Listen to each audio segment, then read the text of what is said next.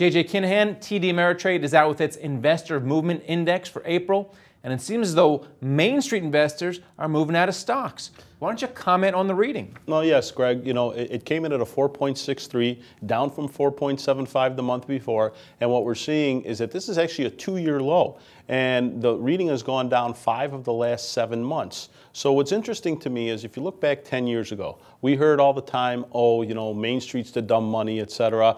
They buy at the high of the market. Well, we're right near all-time highs, and yet Main Street is taking profits on names, and it's taking profits on some interesting names that they bought just a couple of months ago, such as Nokia and Yahoo, and even GE, which is one of the top holdings of our clients. Had great earnings season, announced a bigger dividend, and our clients use this as an opportunity to take some profits. Well, let's talk about another interesting name, and that's Salesforce.com.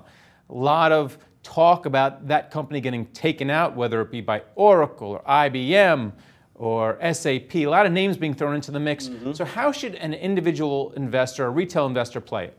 Well, again, speaking of how retail investors used to do things and how they may do things now. In the past, they'd buy an out-of-the-money call, pay a lot of premium for it, because if you look at the implied volatility, it's at about the 82nd percentile, so very much on the high end of the range for the last 52 weeks.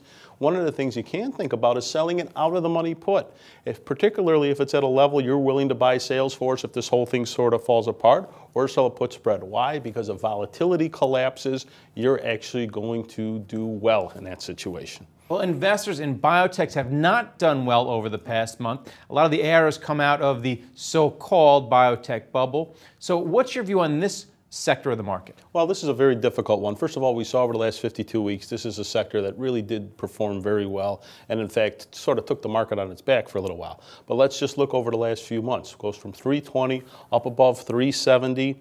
Now back to 340, all within about a 3-month time frame. And so with that, I think what's happening is when it got back up to the 370 area, many people were like, you know what, it might be time to take some profits, reassess. It's just, in my opinion, a little bit of a sector rotation right now. And let's be honest, this is a very, very difficult area because of all the drug testing, et cetera, that goes in with many of these companies. So I think often people invest in there maybe not fully understanding all the risks, and they had an opportunity to take some profits, and I think many people chose that. And then finally, speaking about profit taking, a lot of the high-flying social media stocks got taken to the woodshed last week and the week before. LinkedIn got especially hurt, yes. Also Yelp and a few others. So what should investors do with this sector? Well, as you said, LinkedIn had one of the worst days in the history of their company last Friday, down almost 19%. And with that, I would say that the sexy stocks, so to speak, people are reconsidering their valuations. They have questions to answer now. We think about it, Facebook a few weeks ago in their earnings said that the strength of the dollar hurt them.